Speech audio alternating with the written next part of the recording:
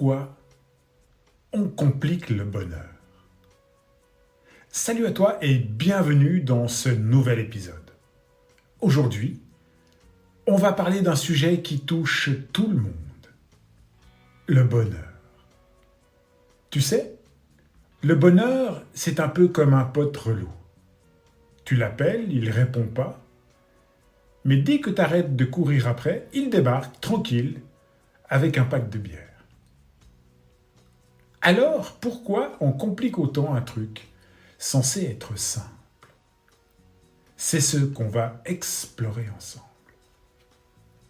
Pourquoi on court après? On nous a toujours vendu que le bonheur, c'était une destination.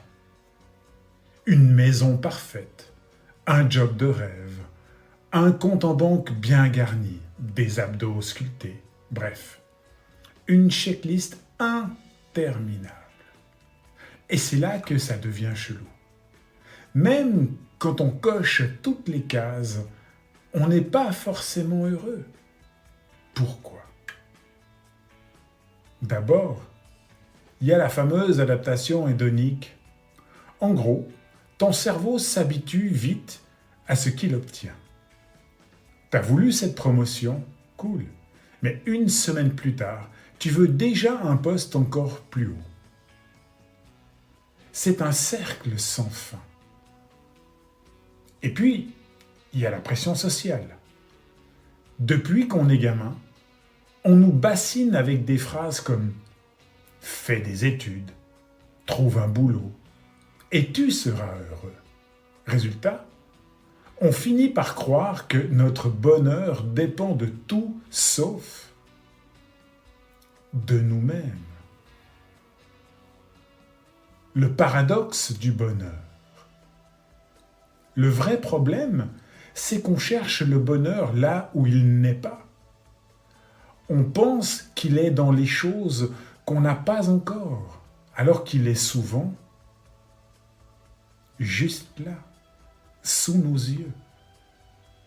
Je te donne un exemple. Combien de fois t'as bu un bon café en mode automatique, en pensant à tout ce que tu avais à faire dans la journée? Pourtant, ce moment avec ton café chaud entre les mains, c'était peut-être ton moment de bonheur. Mais tu l'as zappé. Le bonheur, c'est comme un rayon de soleil qui traverse une fenêtre.